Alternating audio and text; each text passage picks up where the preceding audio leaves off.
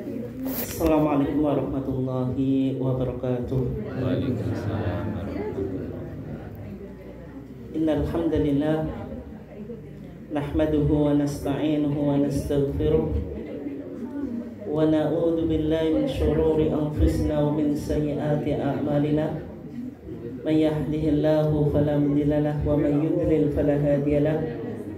Asyhadu an la ilaha illallah wahdahu la syarika lahu wa asyhadu anna Muhammadan abduhu wa rasuluh. Allahumma sholli ala nabiyyina Muhammad wa ala alihi wa sahbihi ajmain. Amma ba'd.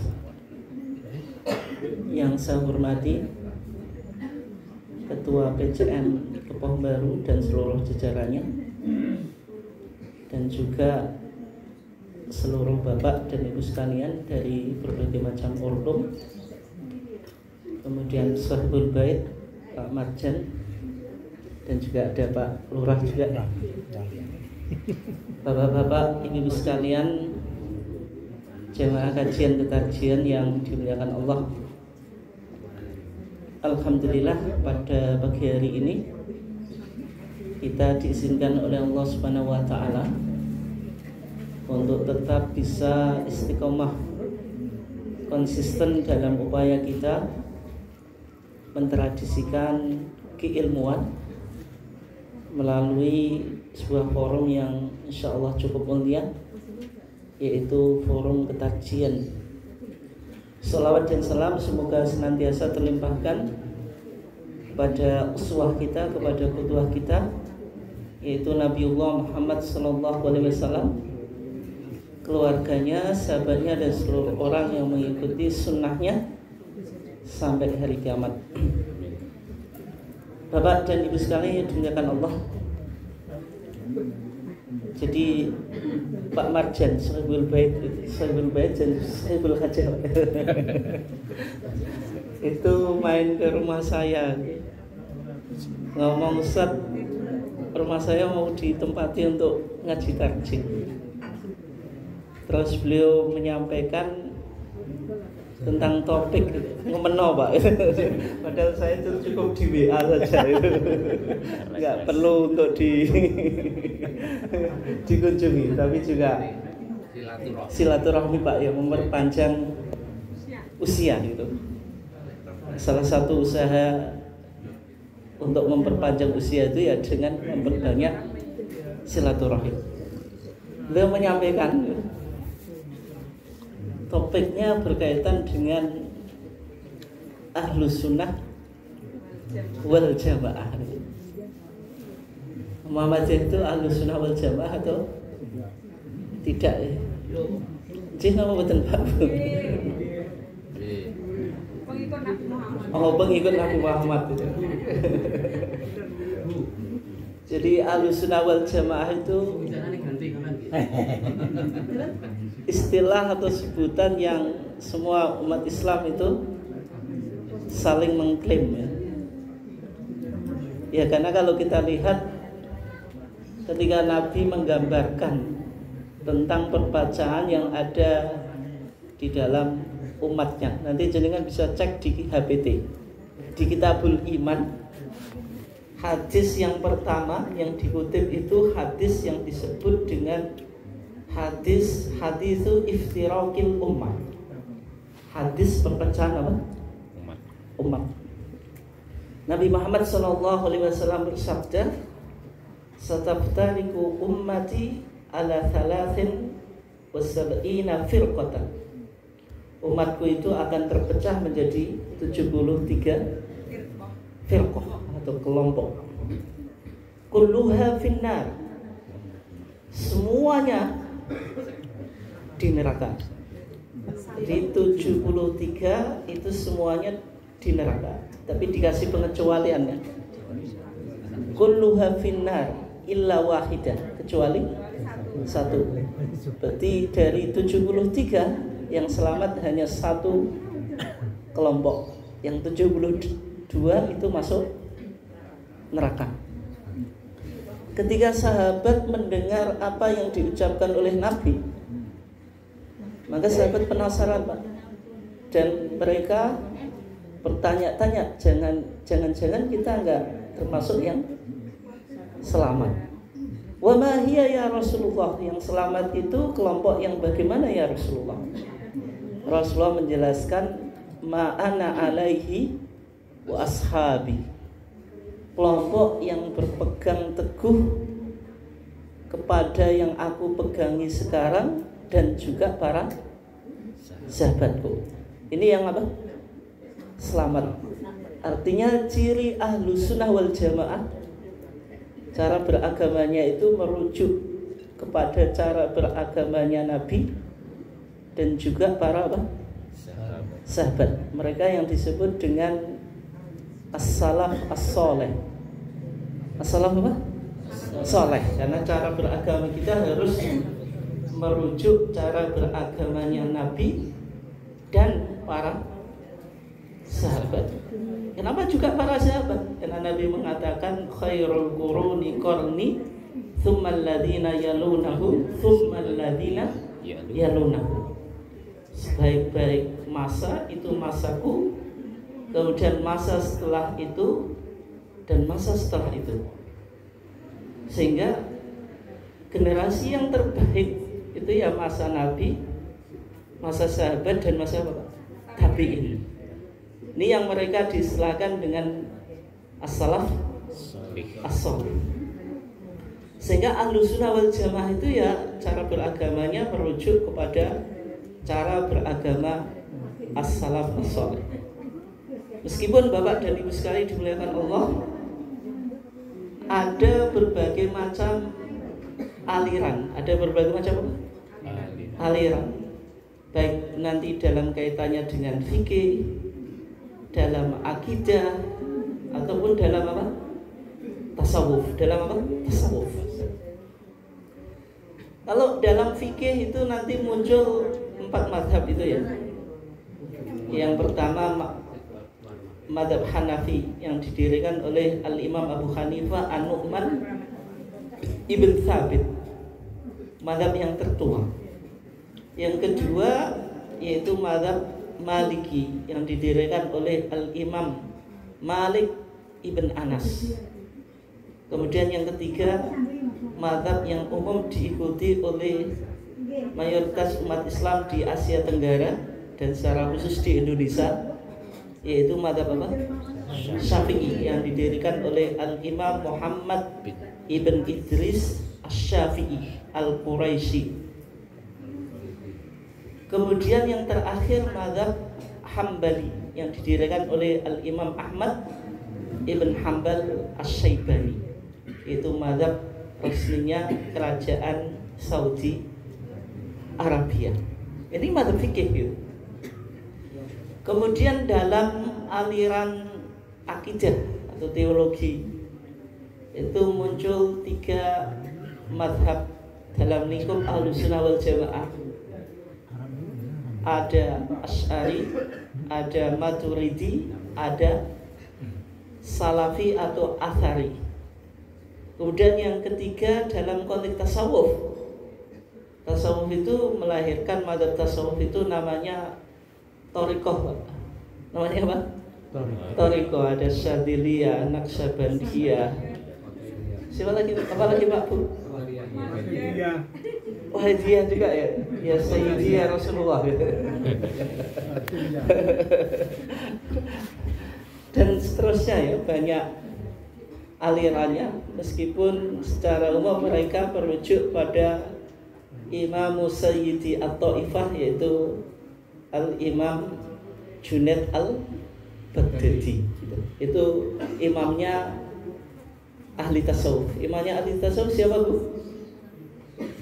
Imam siapa Bu? Imam Bonjol atau Imam Samudra? Imam Bonjol.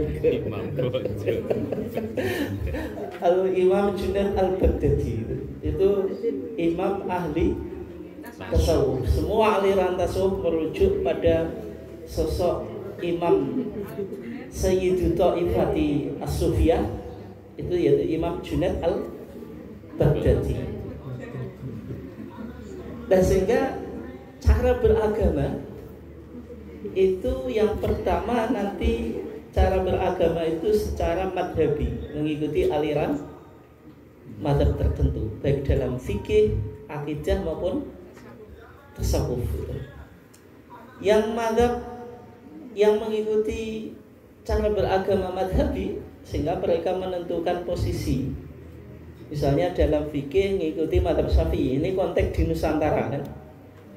Dalam akidah Asy'ari, dalam tasawuf mengikuti tasawufnya Imam Junaid al-Baghdadi, atau nanti sebagaimana dijabarkan oleh Al-Imam Al-Ghazali. Ini cara beragama yang madhabi. Kemudian juga ada model beragama itu salafi. Kalau salafi itu berarti merujuk pada generasi awal umat ini, sumber agama Al-Quran dan Sunnah, dan mereka belum muncul istilah apa? Madhab. Itu yang disebut apa? Salafi. Kemudian yang ketiga itu tajdidi, Pak. Tajdidi itu ada pembaruan.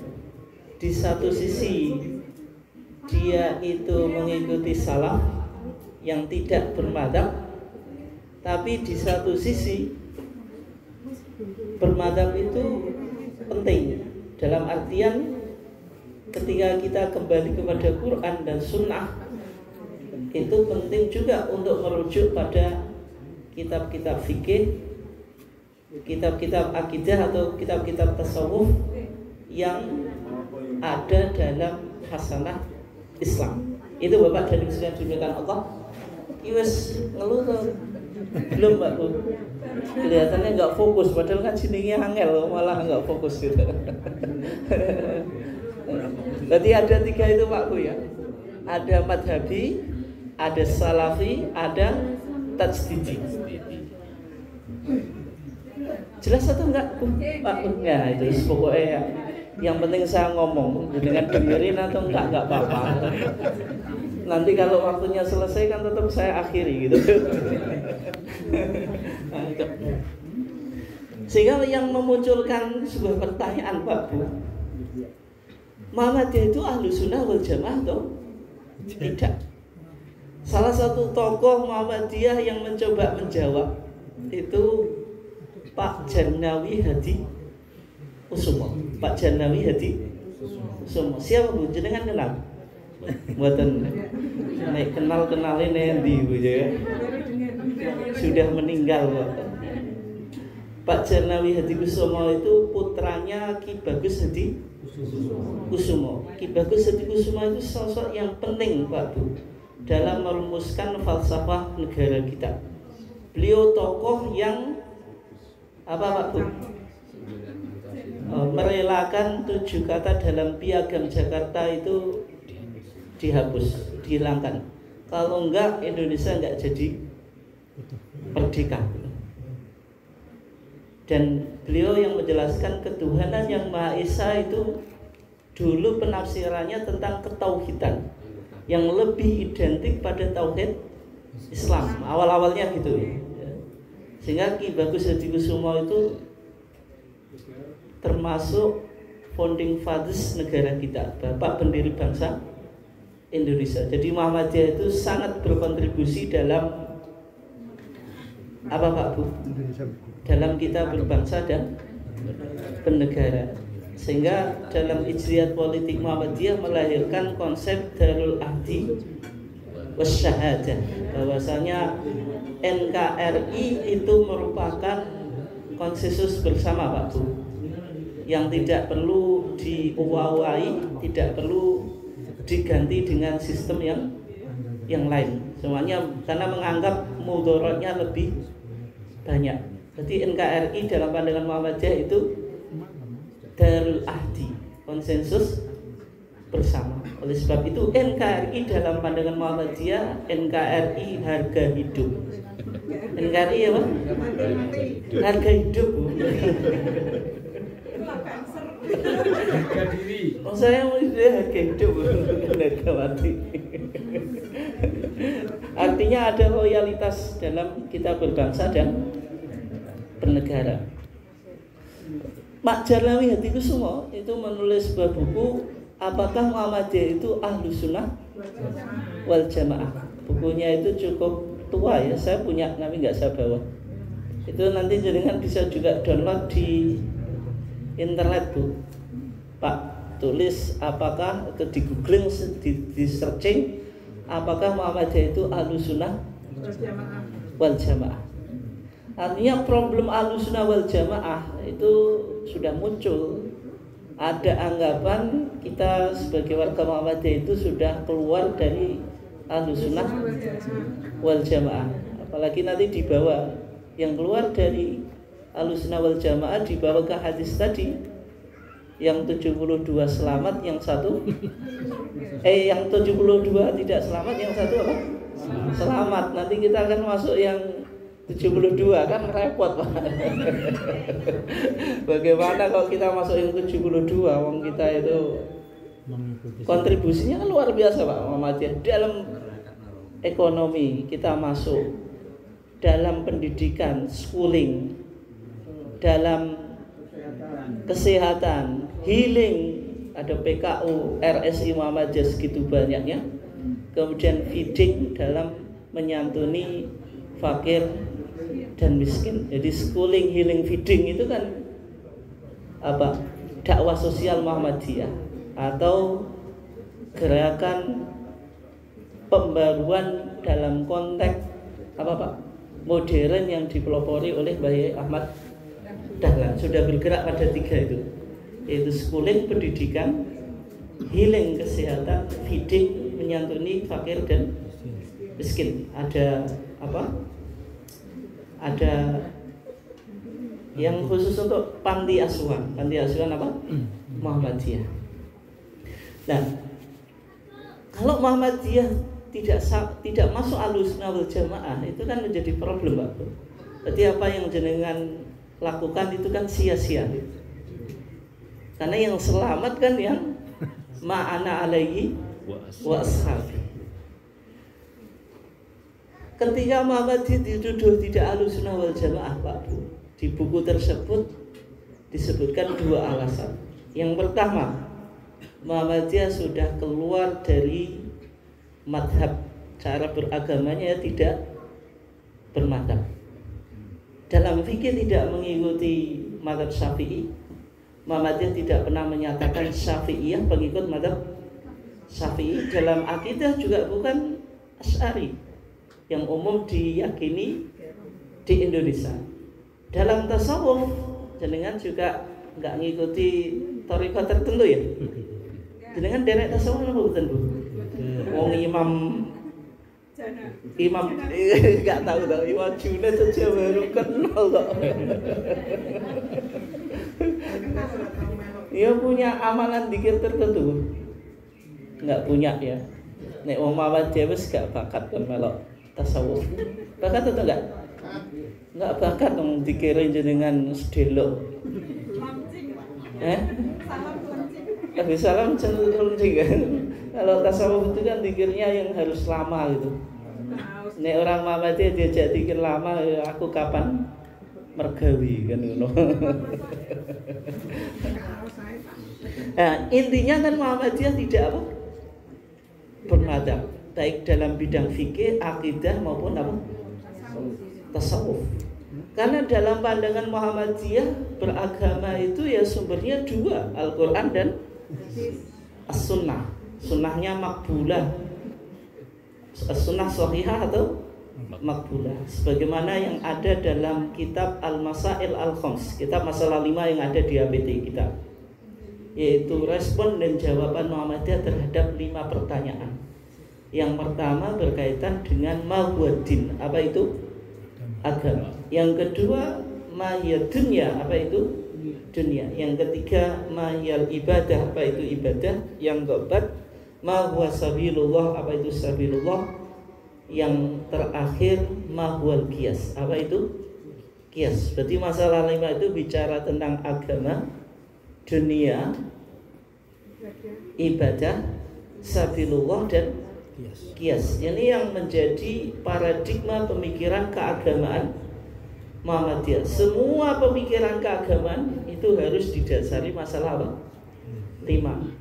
dalam konteks kita beragama, kita bisa temukan paham agama Muhammadiyah itu di dalam masalah 5 berkaitan dengan jawaban ma huwa din, apa yang disebut dengan agama. Di sana dikatakan yang disebut agama itu ma anzalahu Allahu fil Quran, apa yang diturunkan oleh Allah di dalam Al-Quran, wa ma ja'at bihi as-sunnatu as-sahihah, dan apa yang terdapat di dalam as-sunnah sahihah.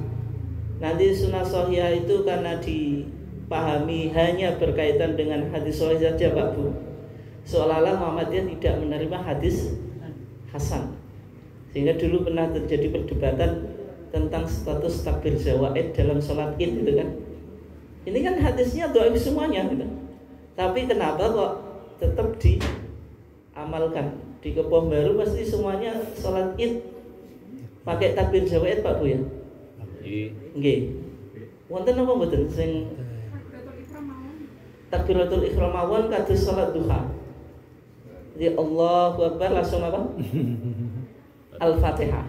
Enggak seperti. Tapi di kemarin itu Pak, saya diundang itu kebetulan enggak diminta imam ya, imamnya dari sana. Allahu Akbar langsung Al-Fatihah. lupa. Sudah di tengah-tengah, makmumnya bingung gitu. Akhirnya apa? Subhanallah. Akhirnya apa? Diulangi lagi. Padahal kan sebenarnya nggak boleh Pak. Al-Fatihah wajib, takbir zawaid sunnah. Kalau sudah Al-Fatihah ya berarti biarlah itu. Meskipun tidak takbir zawaid, kan nggak boleh membatalkan yang wajib untuk mengejar yang sunnah, karena takbir zawaid itu sudah menjadi politik identitas Pak. Suatu yang sunnah itu kayaknya apa? Wajib gitu. Padahal imam lupa itu, imam suruh batalin Al-Fatihah supaya takbir zawaid. Ya nanti termasuk nanti berkaitan dengan Ahlussunnah wal Jamaah. Sesuatu yang menjadi politik identitas itu seolah-olah wajib. Contohnya apa? Nanti doa dalam iftitah Pak, itu kan politik identitas ya. Nek Muhammadiyah Allahumma ba'id, kalau yang lain kabir. Padahal dua-duanya ada hadisnya, semuanya sahih. Tapi di masyarakat jadi politik identitas. Kunut subuh itu politik identitas, meskipun itu hukumnya hanya sunnah. Kunut subuh wajib atau enggak Pak? Sunnah. Kalau sholat tanpa kunut subuh itu tetap sah menurut madzhab Syafi'i, karena dipahami itu politik identitas. Lebih baik ninggal tumak ninah daripada ninggal kunut subuh. Padahal tumak ninah itu wajib, kunut subuh sunnah. Nanti belum ritual yang lain di masyarakat itu. Saya nggak wani ngomong.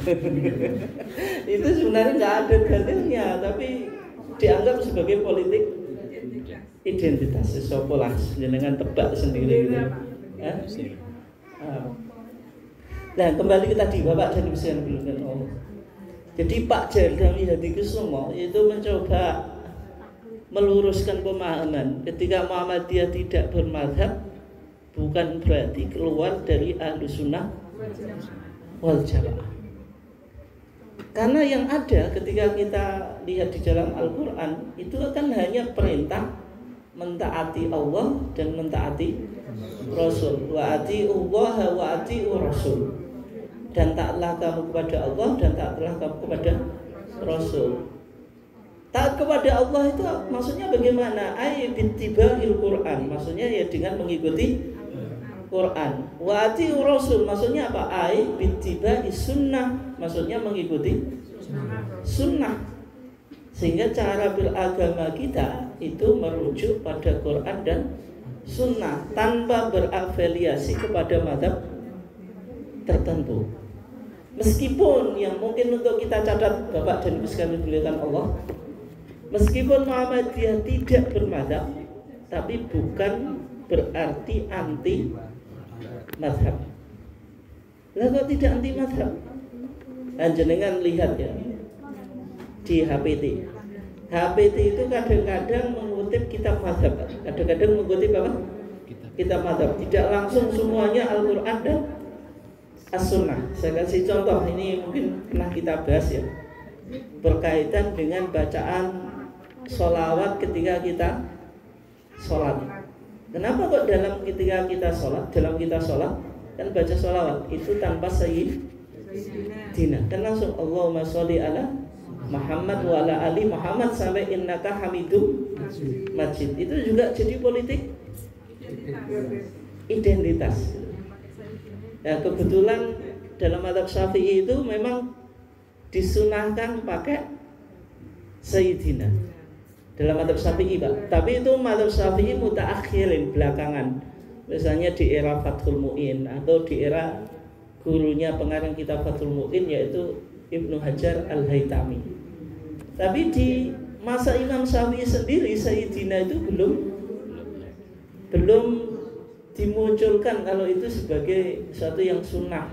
Sehingga dalam HPT kita, ketika HPT itu mengutip kitab Al-Um, di sana dikatakan wa fil di dalam kitab Al-Um.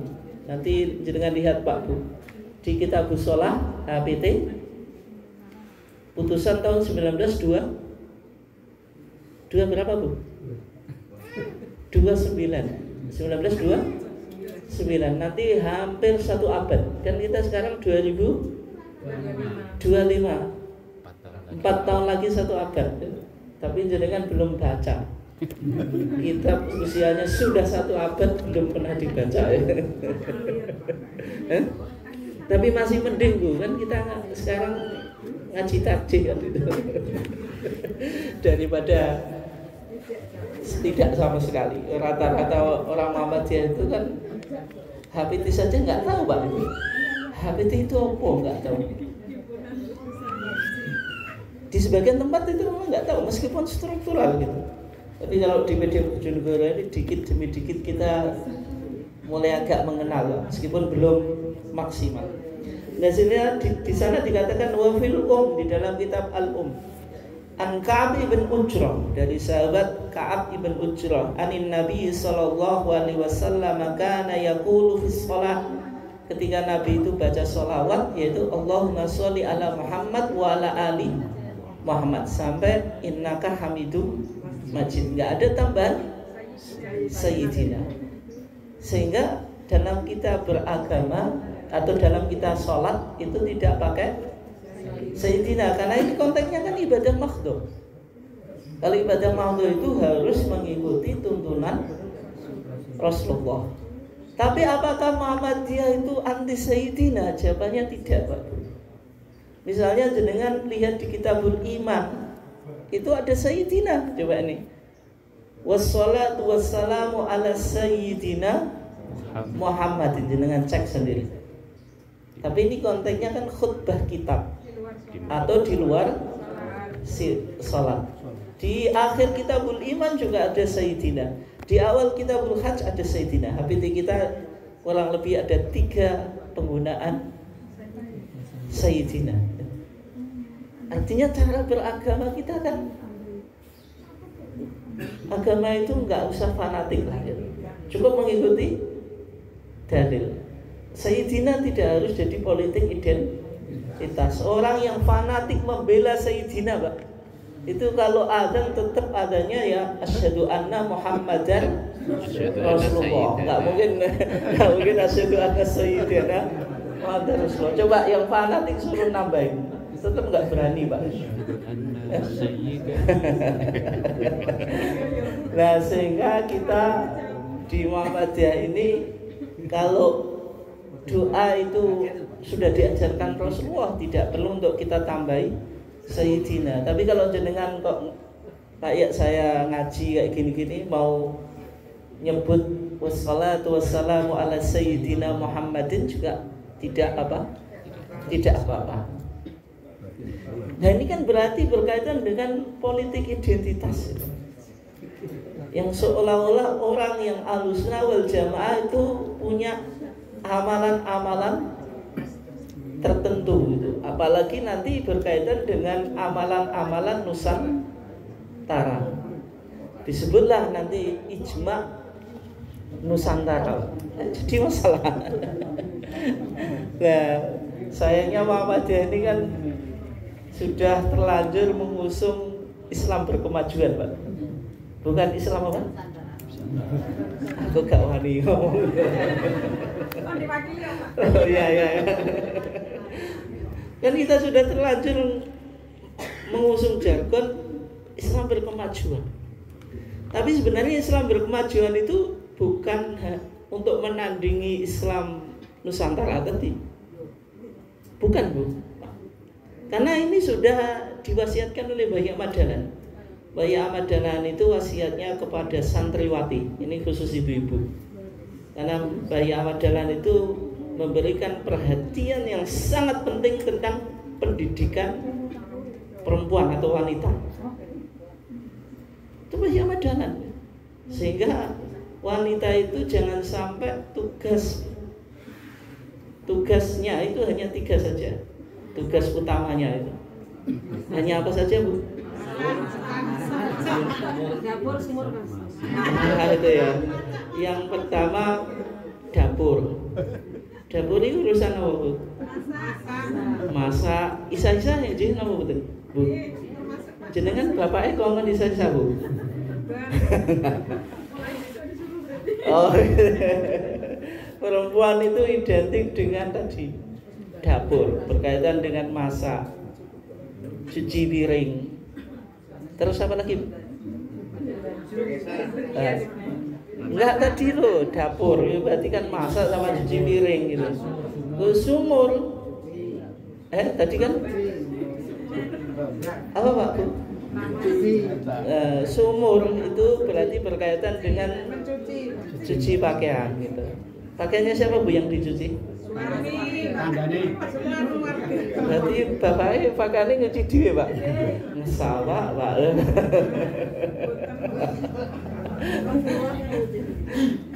Itu dapur, sumur, kasur. Cuma yang kasur ini saya nggak bisa jelasin ya, karena saya belum galek gitu.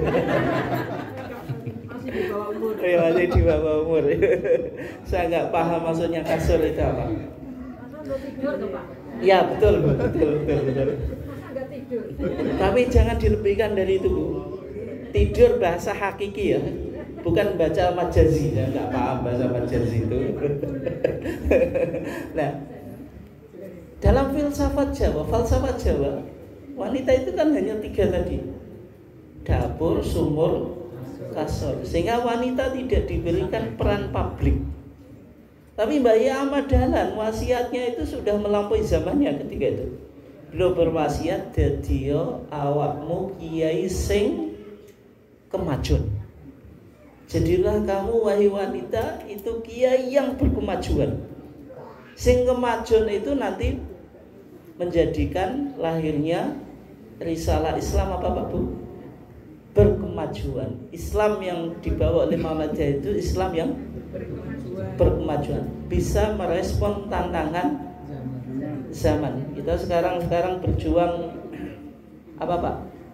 Membayar hutang peradaban umat Islam ini. Karena umat Islam satu-satunya umat yang belum punya kalender Hijriah global tunggal, Pak. KHGT itu salah satu apa, Pak? Jihad Muhammadiyah untuk menunjukkan bahwasanya risalah Islam itu risalah yang berkemajuan. 14 abad umat Islam belum punya kalender hijrah global tunggal. Nah, wasiatnya Bayi Ahmad Dahlan tadi, dadiyo awakmu kiai sing kemajuan. Itu kepada wanita, Bu. Berarti Bayi Ahmad Dahlan mendorong tentang pentingnya peran publik wanita. Sehingga kalau Ibu-ibu Aisyah pernah mengkaji tentang adabul mar'ah fil Islam, Bu? Pernah atau enggak, Bu? Adabul mar'ah fil Islam? Wong jenenge paling ya lagi krungu iki. Adabul mar'ah fil Islam itu putusan Garut tahun 1976. 19 berapa? 76. Itu adabul mar'ah fil Islam atau fiqhun nisa. fikih wanita khusus untuk ibu-ibu Aisyah, termasuk bicara tentang peran publik wanita. Di antaranya berkaitan dengan politik. Ibu-ibu Aisyah juga penting untuk masuk di wilayah apa? Politik. Tapi politik yang Islami ya, bukan politik yang enggak jelas. Itu banyak jalan gitu. Sudah menekankan pentingnya peran publik seorang wanita. Kembali ke tadi, Pak Jalal Yadikusumo ketika merespon pertanyaan tadi Pak Bu, Ahlussunnah wal Jamaah itu harus bermadhab. Tapi ternyata tidak ada dalil yang secara jelas yang mewajibkan kita untuk bermadhab. Kan yang ada kan wa atiullaha wa atiur rasul. Wa ulil amri minkum. Ulil amri ini nanti kan tidak wa atiullaha wa atiur rasul wa uli, bukan wa atiu ulil amri minkum. Menunjukkan ketaatan pada ulul amri itu selama mereka sesuai dengan Al-Qur'an dan As-Sunnah, sehingga kita tidak boleh fanatik terhadap seorang ulama. Tapi bukan berarti kita tidak menghormati ulama. Makanya ketika Imam Malik Pak, Imam Malik itu pernah berkata, kullu ahadin yutrak wa yukhad min qawlihi. Setiap seorang itu pendapatnya bisa diambil, bisa tidak. Illa sahibah hadzal qabri, kecuali penghuni kubur ini, yaitu Rasulullah. Karena yang maksum itu hanya Rasulullah. Nah, sehingga dari sini Muhammadiyah ketika tidak bermadhab itu bukan berarti keluar dari Ahlussunnah wal Jamaah. Dan semua imam madhab itu sepakat terhadap wasiat idza sahhal haditsu fahuwa madhabi. Kalau hadis itu sahih maka itulah apa? Madhab. Pernyataan ini Pak Bu, itu juga diucapkan oleh Imam Syafi'i, pendiri madhab apa? Syafi'i. Bahkan Imam Nawawi Pak, Imam Nawawi itu kan disebut Syekhul Madhab, syekhnya madhab Syafi'i. Kalau jenengan belajar madhab Syafi'i Pak, orang kedua setelah Imam Syafi'i itu Imam Nawawi. Saking pentingnya Imam Nawawi, seharusnya sekarang itu pengikut Syafi'i itu tidak disebut Syafi'iyah Pak, seharusnya Nawawiyah. Karena kalau kita belajar Fathul Mu'in apapun itu yang menginduk pada pendapat Imam Nawawi. Imam Nawawi itu punya beberapa pilihan pendapat yang menyimpang dari mazhab apa? Syafi'i. Di antaranya saya kasih contoh ya. Imam Nawawi itu berpandangan kalau tayamum itu tidak sampai ilal mirfaqain, tidak sampai siku, tapi ilal ku'ain terus sampai ke pergelangan tangan. Kenapa Pak Imam Nawawi milih sampai pergelangan, bukan sampai siku? Padahal mazhab Syafi'i itu punya dua pendapat. Qaul qadim itu sampai pergelangan, qaul jadid itu sampai siku. Karena dianggap hadisnya lebih kuat. Hadis qaul qadim atau pendapat qaul qadim yang menyandarkan bahwasanya tayamum itu sampai pergelangan, tidak sampai siku, itu apa? Dianggap lebih sahih. Sedangkan hadis Abdullah ibn Umar yang mana Rasulullah itu bersabda at-tayammumu dzarbatan. Tayamum itu dua kali tepukan. Dzarbatun lil wajhi, satu tepukan untuk wajah, wa dzarbatun lil yadaini ilal mirfaqain, dan satu tepukan untuk dua tangan sampai siku. Itu hadisnya mauquf. Mauquf itu hanya berhenti pada Abdullah ibn Umar, tidak sampai kepada Rasulullah. Sehingga Al-Imam Nawawi dengan kaidah tadi idza sahhal haditsu fa huwa madhabi, kalau hadis itu sahih maka itu madhabku. Imam Nawawi berpendapat menguatkan qaul qadim daripada qaul jadid. Padahal dalam madhab Syafi'i seharusnya yang diambil qaul qadim atau qaul jadid Pak Bu? Jadid. Jawab Bu, qaul jadid. Tapi karena Imam Nawawi melihat qaul qadim itu pendapatnya dalilnya lebih kuat, maka dimenangkan qaul wajib. Berarti kan Imam Nawawi memenuhi wasiatnya Imam Syafi'i, idza shahhal haditsu fa huwa madhhabi. Imam Nawawi saja itu enggak ta'assub terhadap apa? Madhab. Kalau kita lihat Bapak dan Ibu sekalian dimuliakan Allah, Mbah Ahmad Dahlan itu madhabnya Syafi'i atau kayak jenengan? Jenengan kan tidak bermadhab ya. Enggak punya imam, punyanya Imam Bonjol sama Imam Samudra gitu. Nah, Mbah Ahmad Dahlan itu kira-kira dulu madhabnya apa? Mbah Ahmad Dahlan itu kemungkinan Bapak dan Ibu sekalian itu madhabnya apa? Syafi'i. Jenengan nanti bisa baca di buku ini, Pelajaran Kiai Haji Ahmad Dahlan yang ditulis oleh Raden Hajid. Kiai Haji Raden Hajid itu murid termudanya Mbah Ahmad Dahlan. Ada dua murid Mbah Ahmad Dahlan yang mendokumentasikan pemikirannya. Yang pertama Kiai Haji Raden Hajid, yang kedua Kiai Haji Suja. Tahu Pak Bu? Suja. Yang protes itu loh, Mbah Ahmad Dahlan itu kan mengajarkan Al-Ma'un berapa bulan Pak Bu? 3 bulan Pak. Itu kan nggak dipindah-pindah ke surat yang lain loh. Di antara muridnya yang protes itu Kiai Suja. Sehingga dua muridnya Mbah Ahmad Dahlan itu menulis buku. Yang pertama Kiai Haji Raden Hajid, yang kedua Suja. Yang Hajid ini bukunya kecil ini. Ketika beliau lulus dari pondok Termas itu mana Pak? Pacitan. Yang terkenal Syekh Mahfud At-Turmusi, punya Hasyiah At-Turmusi itu. Berapa jilid itu? Hasyiah apa? Al-Minhaj Al-Qawim, syarahnya Al-Muqaddimah Al-Khadramiyah. Tahu enggak Pak Bu? Enggak tahu ya, jadi kan kitabnya mbok kitab apa yo bingung.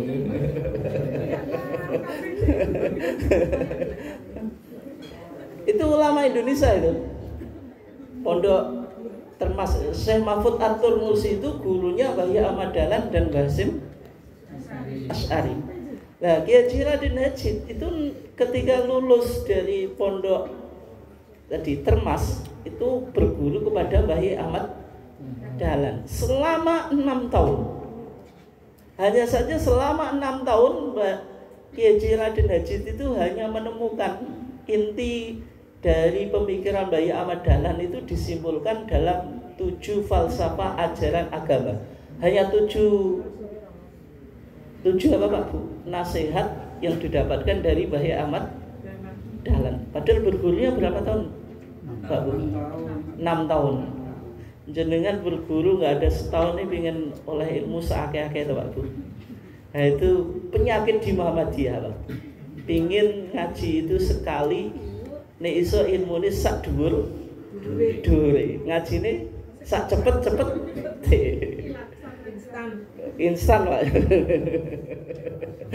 Nah kita di PDM Pak itu kan ada halaqah untuk para mubaligh. Para mubaligh itu pinginnya sekali halaqah langsung paham Pak. Jadi halaqahnya cukup sekali, pahamnya setinggi-tingginya pahamnya. Saya katakan itu tidak ada. Ngaji itu butuh waktu yang lama. Imam Syafi'i sendiri itu bilang waktu waktu butuh waktu yang cukup lama.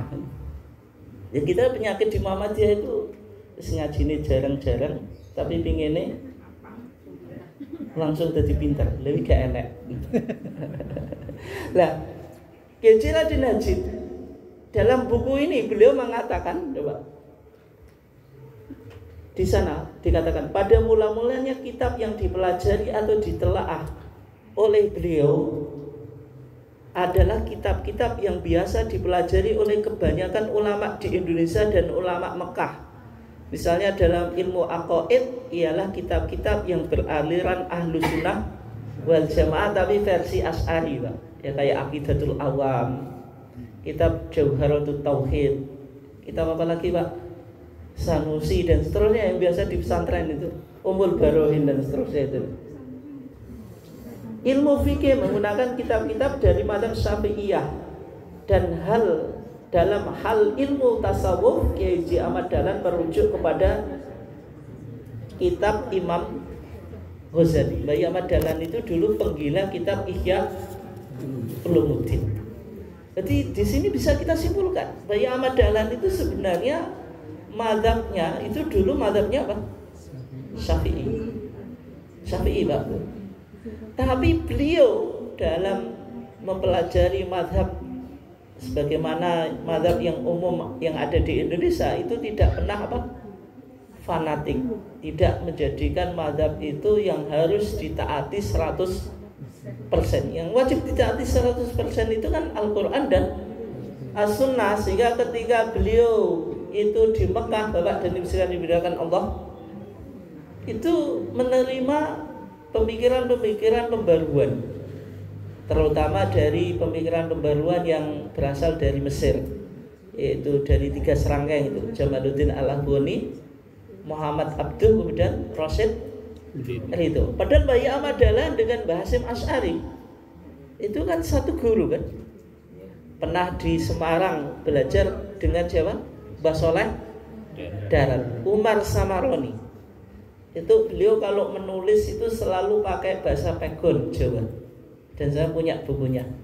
Di antara kitabnya yang terkenal itu Majmu'ah Asy-Syari'ah Al-Kafiyah lil Awam. Itu fikih versi Jawa. Jawa apa? Pegon.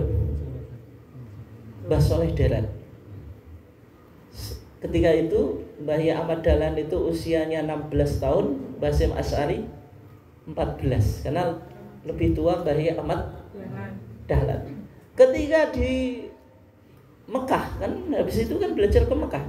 Dulu tradisi ulama Nusantara ini Pak Bu, haji itu untuk menuntut ilmu Pak.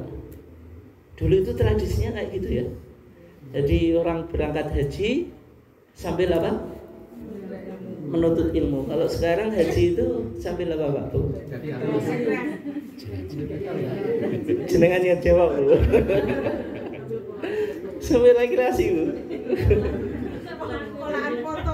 Kolaan foto. Nanti lagi tawaf di foto. Oh setelah itu Bu ya. Adakah yang salah dari itu? Tidak ada yang salah. Ya memang zaman modern kan semakin itu Pak Bu ya. Kalau jenengan haji kok sambil healing, haji sambil healing ada gak Pak Bu? Iya. Apakah salah? Tidak.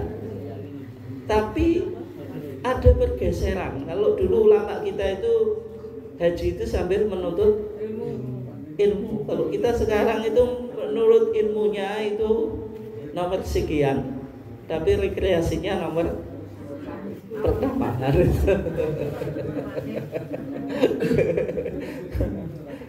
Nah, ketika Mbah Ahmad Dahlan dulu berangkat haji, di sana sambil menuntut ilmu, belajarlah beliau diantaranya juga kepada Syekh Mahfud At-Turmusi, orang dari Termas, ulama dari apa Indonesia yang menetap di Mekah itu, yang disebut Ashabul Jawiyin, orang-orang Jawa yang ada di Mekah.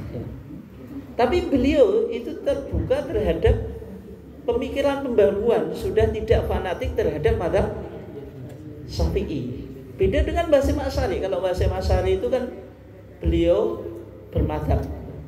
Sehingga ketika pulang Mbah Ahmad Dahlan itu meskipun backgroundnya mazhab Syafi'i, tapi beliau tidak fanatik terhadap apa?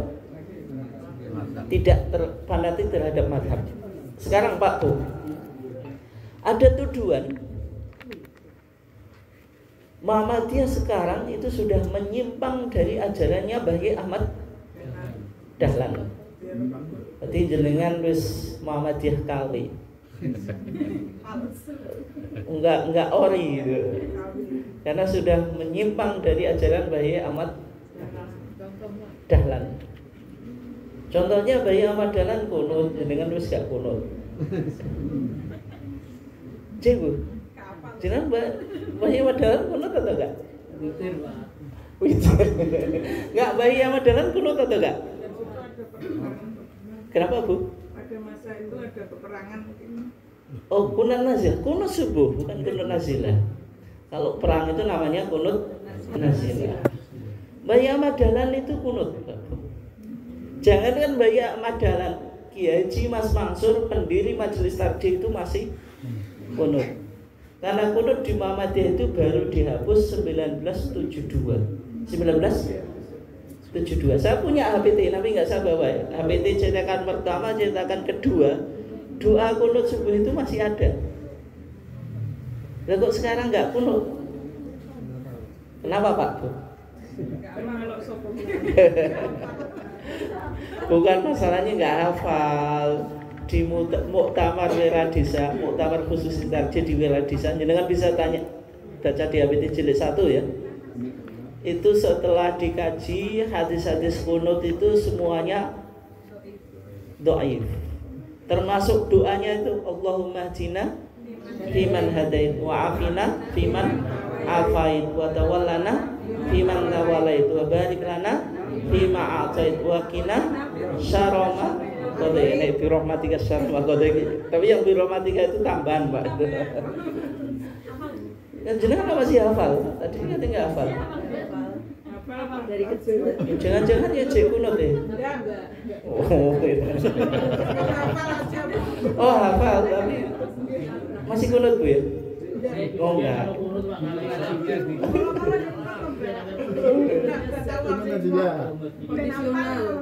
Ya doa itu sebenarnya bukan untuk kunut subuh, tapi untuk kunut bukan Pak, witir. Jenengan lihat di Bulughul Maram, kata Al Hasan ibn Ali. Al Hasan ibn Ali itu siapa? Cucunya Nabi. Nabi kan punya cucu Hasan dan Husain. Putrinya Nabi Fatimah nikah dengan Ali, melahirkan 2 anak kembar itu, Hasan dan Husain. Kata Al Hasan ibn Ali, "Allamani Rasulullah sallallahu alaihi wasallam kalimatin aquluhunna fil witri."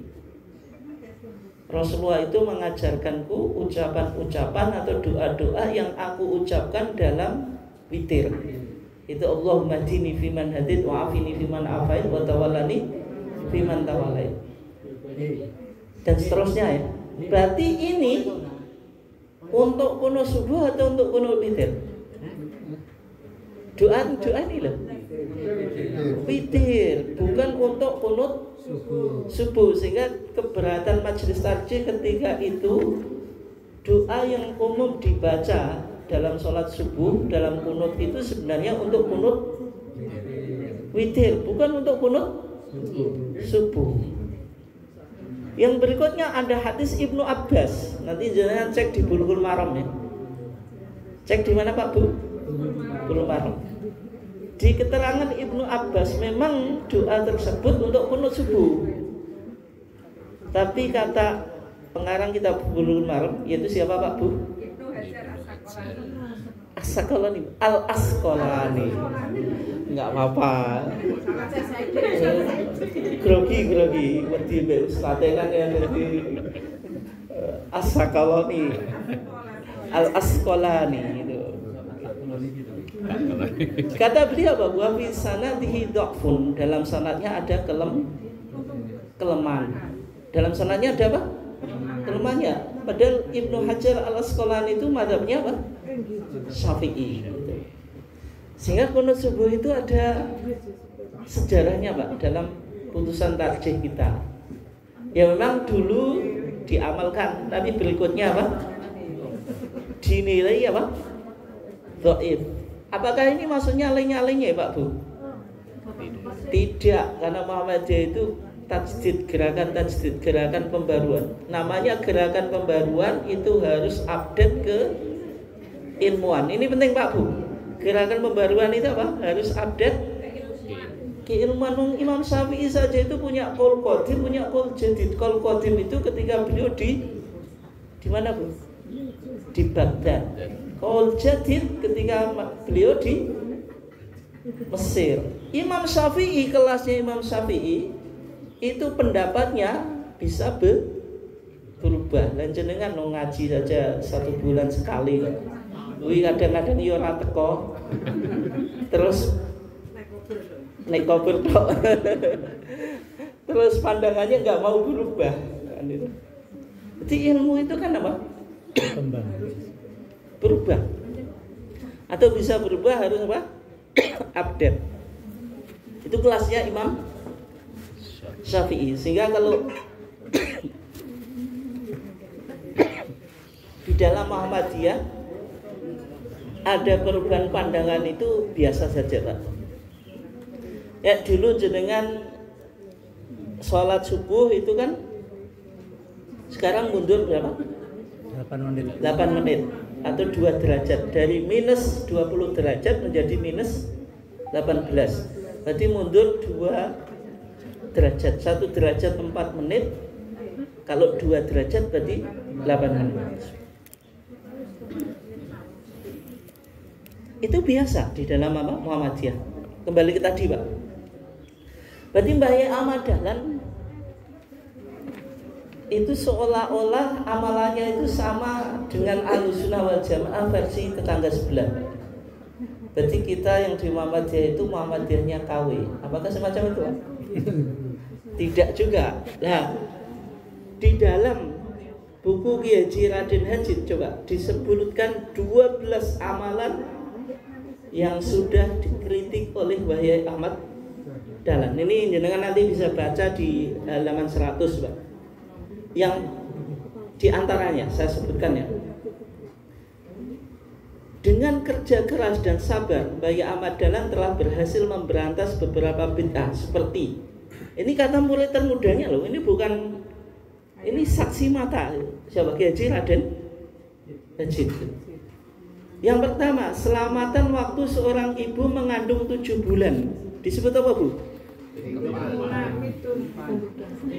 Mitoni. Kalau di sini Kenapa, Bu? Tingkepan. Juga namanya mitoni. Mitoni maksudnya 7 bulan. Kalau di sini tingkepan atau mitoni? Tingkepan. Kalau tingkepan itu tokohnya siapa, Pak, Bu? Ibu-ibu itu. Tokohnya siapa? Ngikuti siapa? nenek moyang. Tingkepan itu ada tokohnya, Bu, namanya Niken Satigau. Niken Ayu. Nah, di Tingkepan itu merujuk pada ceritanya Niken Satigau. Ya, Niken Satigau. Yaitu seorang apa ya? Perempuan yang hidup di masa kerajaan Majapahit, kerajaan Kediri. Ketika itu rajanya apa? Joyoboyo. Niken Satigau itu wanita yang punya anak banyak, Pak. Nek perempuan punya anak buahnya itu disebut apa, Pak? Raden. Katanya bapaknya Raden tuh, Bu. Raden itu pitik. Jadi Niken Satigau itu anaknya banyak. Ada yang mengatakan sampai 9 anak gitu. Tapi sayangnya ketika punya anak nggak sampai dewasa meninggal. Akhirnya setelah anaknya meninggal semuanya itu dia mau ingin hamil lagi tapi nggak bisa gitu. Akhirnya mendengarkan petua dawuh termasuk kepada raja itu. Raja siapa, Pak, Bu? Joyoboyo. Sowan ke Raja Joyoboyo. Bukan Mulyono. Aku kawan nikah dua. Nanti jenengan ke gajah juga. Gajah itu apa ya? Gajah apa, Pak? Kayak wis terlalu update. Saya nggak berani, Pak, nggak berani. Pak Wito. Raja karena Pak Wito. Akhirnya raja itu ngasih nasihat supaya apa? Mandi pakai itu loh, Pak. Kelapa itu loh, Pak. Cebor gitu. Cengkir. Di hari Rabu sama Sabtu itu. Kemudian berhasil mendapatkan apa? Tebu bekasan. Bukan Rebu Wekasan, berhasil mendapatkan keturunan. Maka dari situ ada ritual tingkepan. Terus diantara ritualnya kan mandi pakai cengkir itu. Ya, terus digambari ada janoko atau apa itu. Terus yang memandikan itu 7 perempuan dengan air 7 sumur biasanya. Nanti paling gede air 7 sumur ini angel bagus.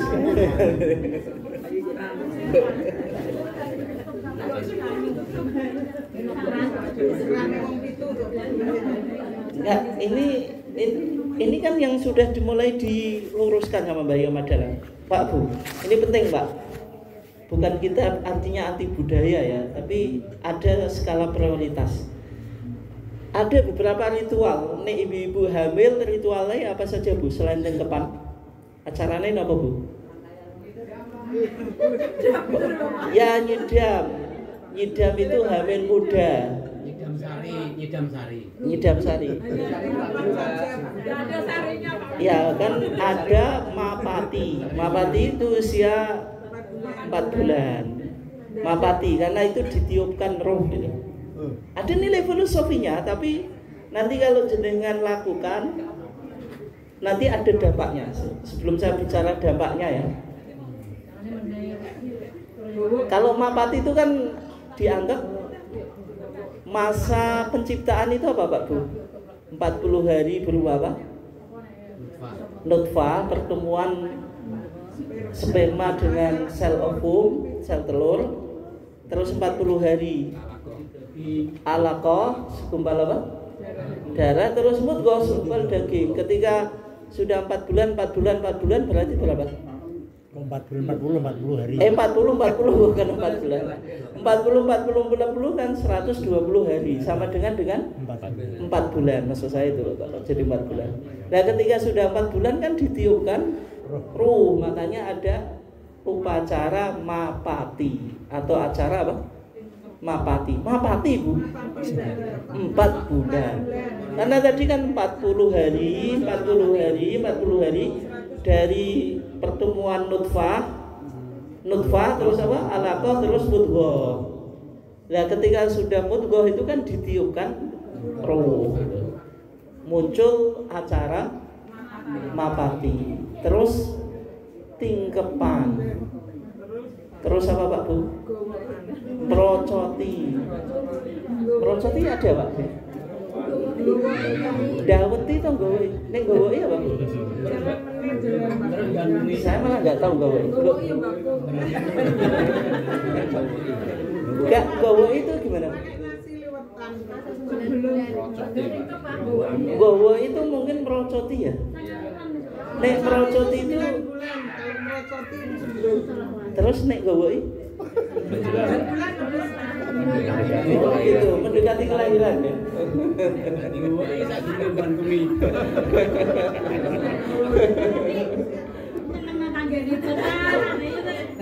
Sebentar nanti ada dawet procot itu. Dawet procot itu bikin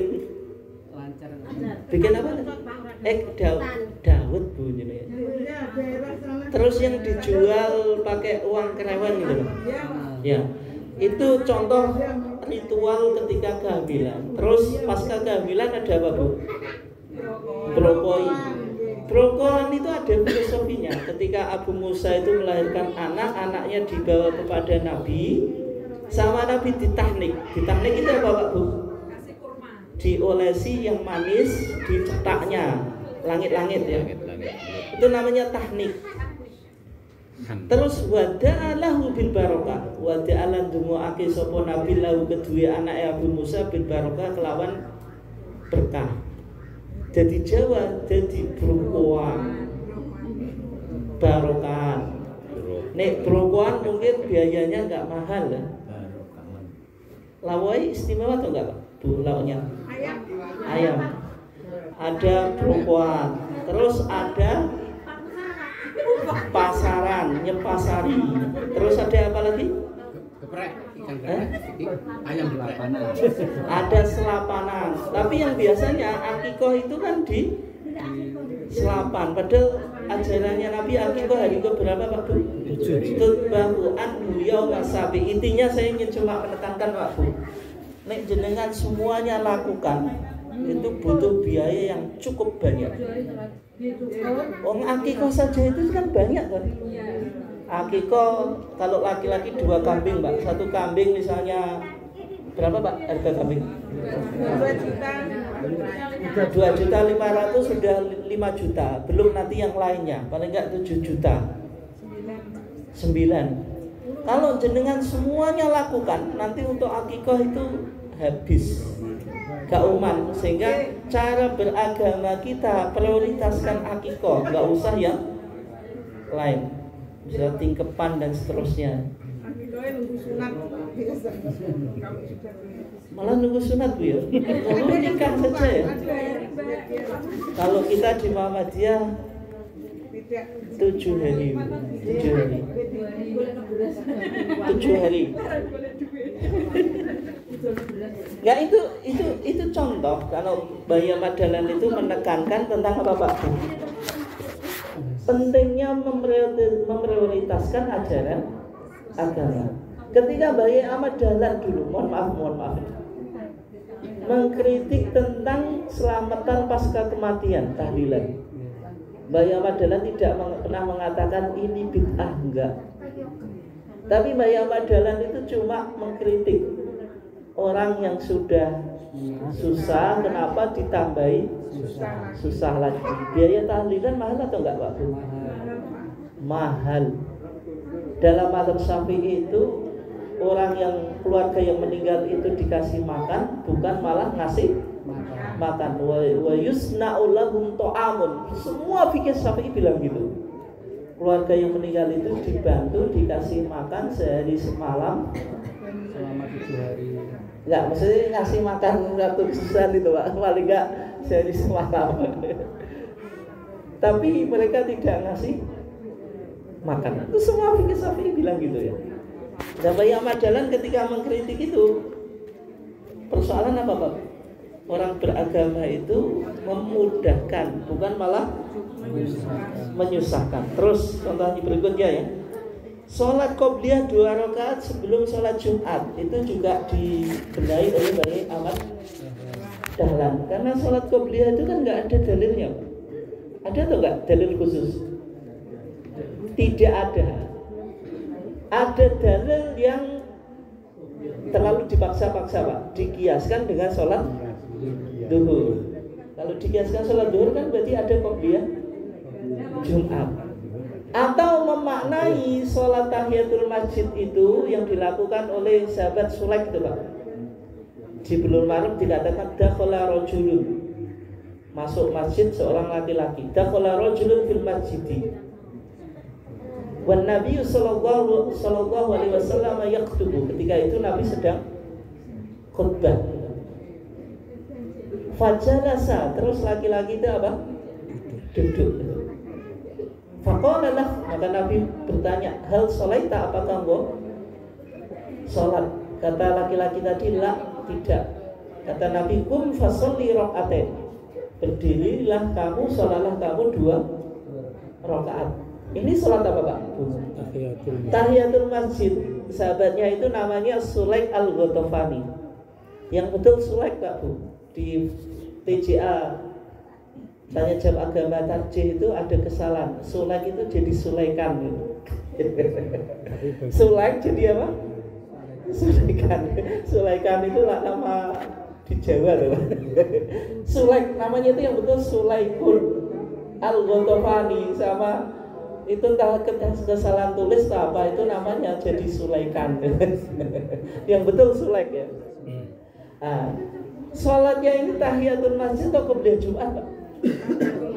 Tahiyatul masjid, tapi sama mazhab Syafi'i dibawa ke qobliyah Jumat. Karena sholat tahiyatul masjid itu tidak harus diniati khusus. Berarti kalau dia qobliyah Jumat plus tahiyatul masjid dapat duanya. Tapi dalam pandangan tarjih dan juga jumhur ulama Pak, sholat itu tahiyatul masjid, sehingga tidak ada qobliyah Jumat. Kenapa? Diperkuat nanti di hadis As-Sa'ib ibn Yazid. Di sana dikatakan kana nida'u yaumal jumu'ah awwaluhu idza jalasa al-imamu 'alal minbari ala ahdi Rasulullah sallallahu alaihi wasallam. Adzan Jumat di masa Nabi itu pertama kali dilakukan ketika apa? Imam sudah naik mimbar. Berarti ada qobliyah Jumat atau enggak Pak? Enggak ada. Imam naik mimbar, khotib kok khotib apa? Imam atau khotib naik mimbar, muadzinnya apa?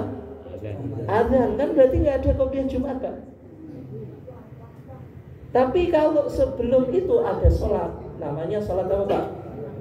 Ada yang mengatakan sholat intidor, ada yang mengatakan apa? Sholat sunnah mutlak, ada yang mengatakan sholat sunnah apa? Kalau duha juga bisa. Kan ada kesunahan kita tabkir, mendatangi masjid di waktu apa? Awal.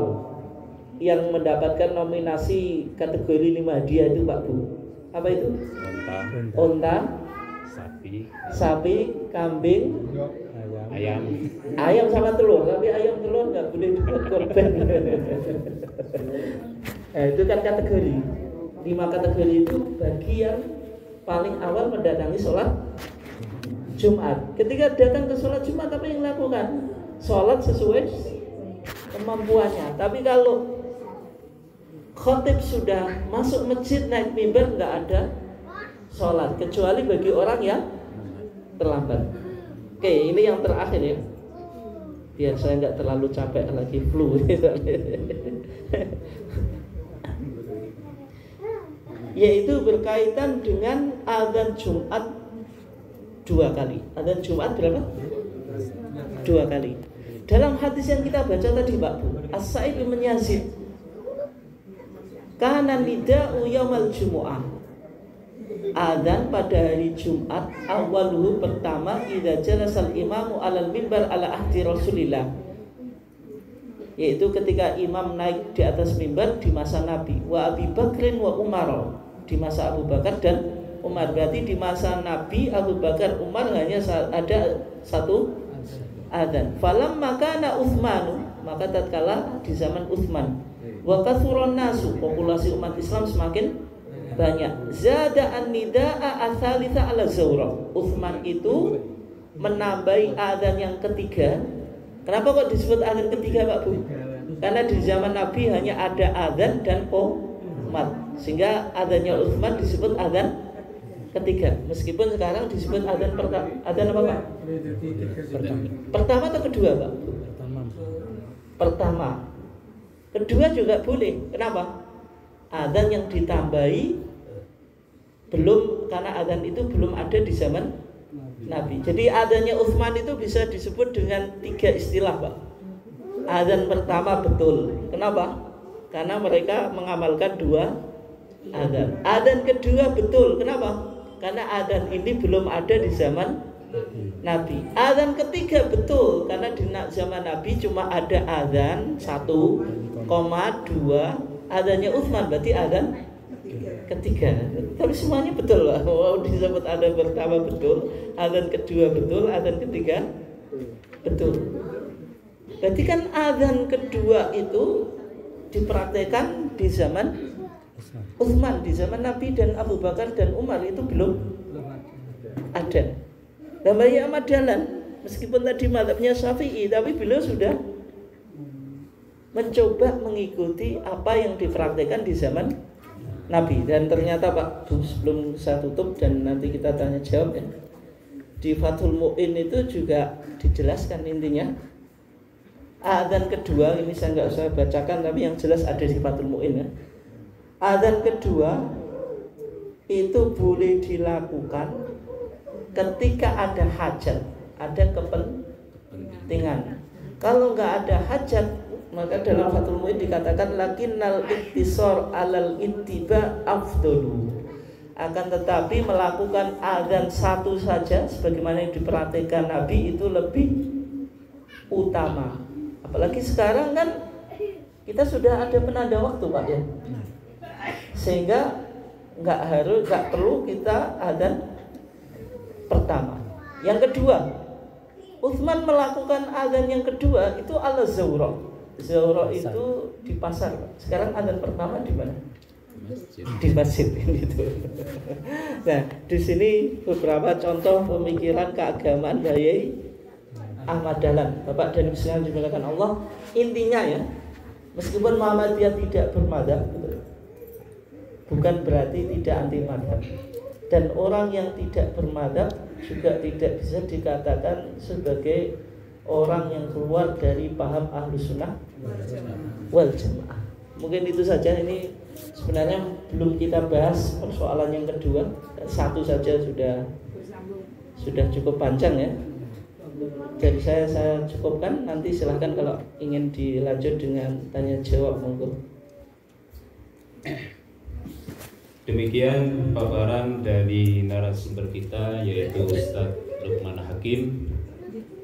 Kemudian untuk sesi berikutnya adalah sesi tanya jawab. Barangkali di antara Bapak Ibu ada yang ingin diperjelas oleh Ustadz atau menanyakan sesuatu hal yang berkaitan dengan masalah Ahlus Sunnah wal Jamaah. Tapi sebelumnya Ustadz, ini saya pribadi mau bertanya yang berkaitan dengan masalah itu. Kita sering di tengah-tengah masyarakat itu diberi dalil seperti ini, Ustaz. Ini tepatnya yang saya ambil dari riwayat Ibnu Majah, di mana Rasulullah Shallallahu Alaihi Wasallam itu pernah bersabda, Inna ummati lan tajtami'u ala dolalatin, fa idza ra'aitumul ikhtilafa fa alaikum bisawatil a'dham. Ini sering diucapkan oleh tokoh-tokoh yang mereka itu menganggap kalau di tengah-tengah masyarakat itu terjadi perbedaan, yo meloo sing golongan sing paling akeh. Dalilnya ini bisawatil a'dham. Ini namanya. Ini sebenarnya penjelasan ini as-sawatil a'dham itu kira-kira maknanya gimana, dan atau mungkin status hadisnya juga gimana, Tad? Terima kasih. Monggo. Langsung saya jawab. Iya, langsung, Bang. Ya, yang pertama ya, ada istilah as-sawat al-a'dham. Sawat a'dham itu mayoritas. Mayoritas, Pak. Karena apa? Karena inna ummati la tajtami'u ala dhalalah. Sesungguhnya umatku tidak akan bersepakat atas apa? Kesesatan. Tidak mungkin, Pak. Zina itu meskipun dilokalisasi, mayoritas mengatakan itu halal atau haram, Pak?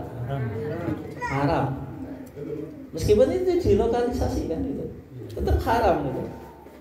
Hanya saja mungkin agak lebih steril, tapi kan tetap haram, bukan berarti menjadi halal. Itu kan upaya untuk meminimalisir kalau zina itu jangan di sembarang tempat.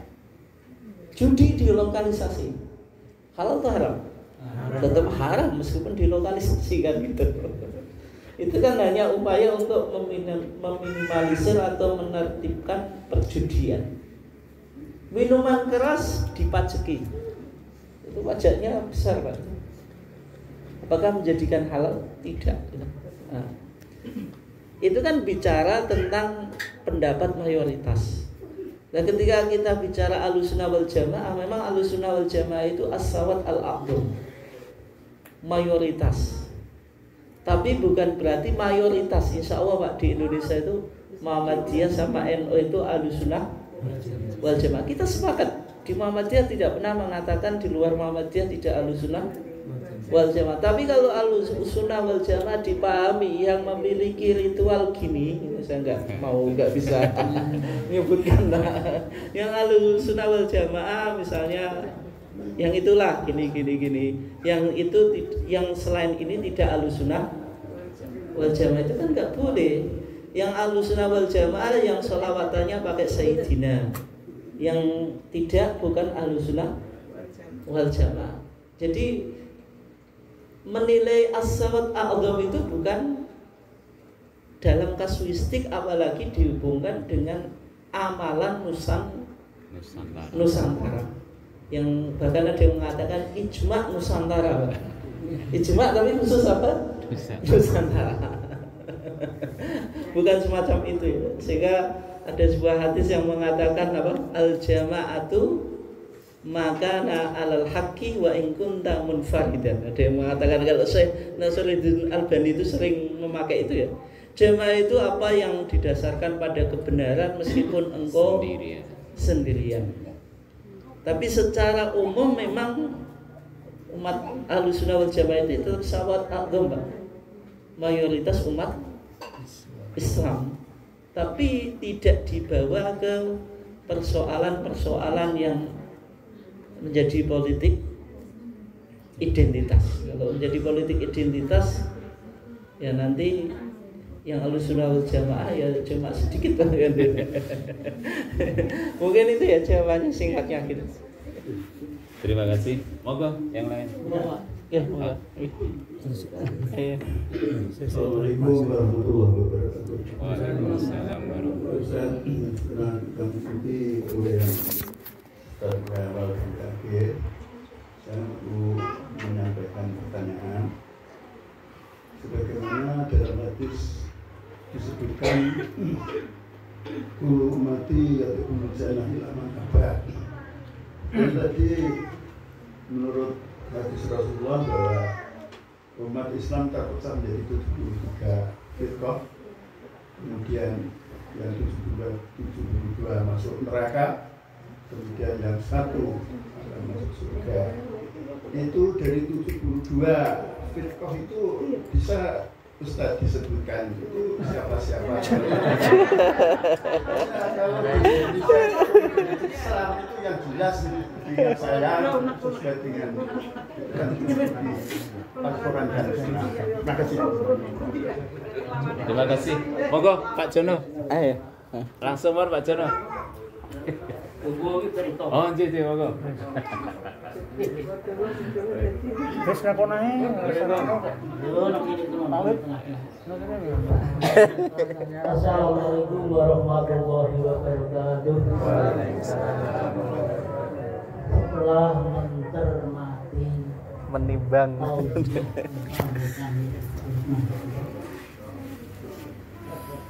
yang ada kaitannya dengan diri pribadi saya, makanya saya mengajukan minta waktu ini, karena yang disampaikan itu ada kaitannya dengan yang saya laksanakan di masyarakat. Saya sering diundang di dalam masyarakat ini, pertanyaan dua, ini satu, diundang di masyarakat mengenai tahlilan, aku dikonandukno, terus dia oleh konandukno. Yang awal-awalnya itu tak kandukno, Pak. Saya ini alhamdulillah untuk berkurang, Pak. Tak kandukno itu malah oleh musuh, Pak. Sing kandukno aku oleh amplop, sing tahlilan pun oleh amplop. Orang mendapat. Ini yang masalah itu. Kemudian dalam masyarakat yang kedua yang dengan sampaikan tadi, yaitu mengenai tingkepan. Tingkepan itu sampai sekarang itu saya masih diundang. Kasih dari kelompok permisi. Timbangannya dari wayang, aku tak polisi Yusuf ke rumah dia. Apa jenis wah itu juga bagaimana? Terus akhirnya saya daripada pondok yang opon bapak itu bawa dan sebagainya, di gedang yang ngoper rujak dan sebagainya itu. Kemudian saya disuruh ngambil takkan jadi saya menyampaikan secara Islami. Dan ternyata secara Islami di sini tadi adalah termasuk bid'ah. Bid'ahnya itu aku bisa karuan songo, Pak. Timbangannya ngono kuwi, alun tak bawa dengan Islam, ya wis bid'ah saya kira masalah. Itu ada kaitannya dengan. Dan itu saya bawakan Kodun dalil ini Pak, aku yang saya bawakan Al-Quran Pak.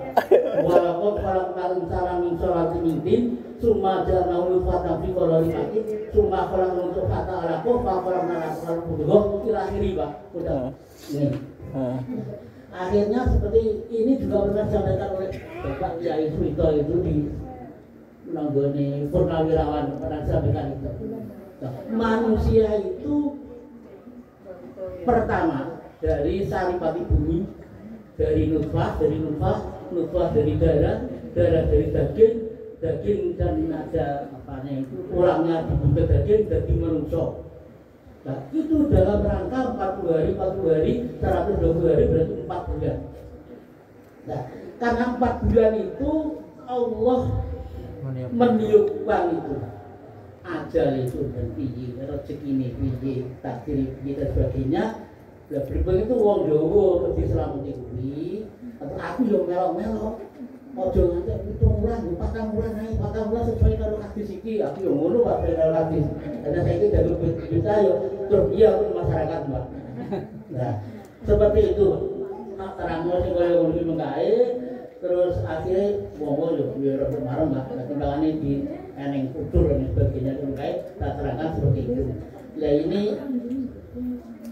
termasuk bid'ah tadi katanya. Nek bid'ah itu kan bulan rokok waktu bilang aku.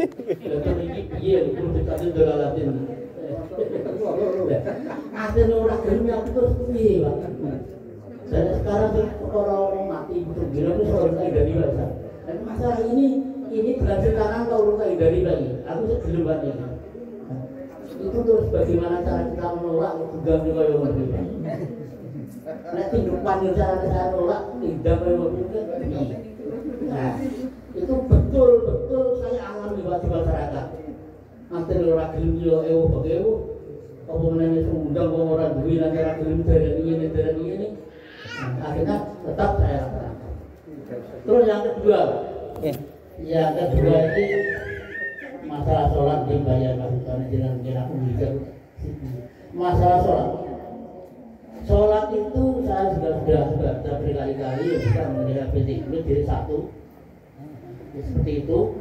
Dan sekarang itu yang tren, yang tren itu di dalam sholat itu di dalam sujud terakhir itu katanya dalilnya sahih itu kita dianjurkan oleh memohon kepada Allah beberapa doa termasuk nek doa ini bahasa Arab boleh diucapkan, nek doa ini bahasa Indonesia dicontohkan mendiruni artiwan. Nah ini menurut tadi itu bagaimana? Dan saya mendengarkan dari Abida ya memang doanya sujud itu ada subhana rabbil a'la. Nek kurang dawa tambahin subhana rabbil a'la wa bihamdihi. Nek kurang dawa tambah yo kono yang bahasa Arab. Ini terus itu tanggapan. Terus orang Muhammadiyah bagaimana? Kalau bisa ini disatukan ini Pak, jadi nanti dari Muhammadiyah sebelah timur, sebelah barat, sebagainya itu sama amalannya. Masalah sujud itu kalau kita ada bacaan itu kok tidak diberi contoh dari Rasulullah. Sekarang para dai-dai seperti itu kok menyatakan seperti itu. Mohon penjelasan. Assalamualaikum warahmatullahi wabarakatuh. Waalaikumsalam warahmatullahi. Monggo Ustaz dijawab. Untuk yang pertama tentang aliran yang 72 itu kira-kira namanya apa saja?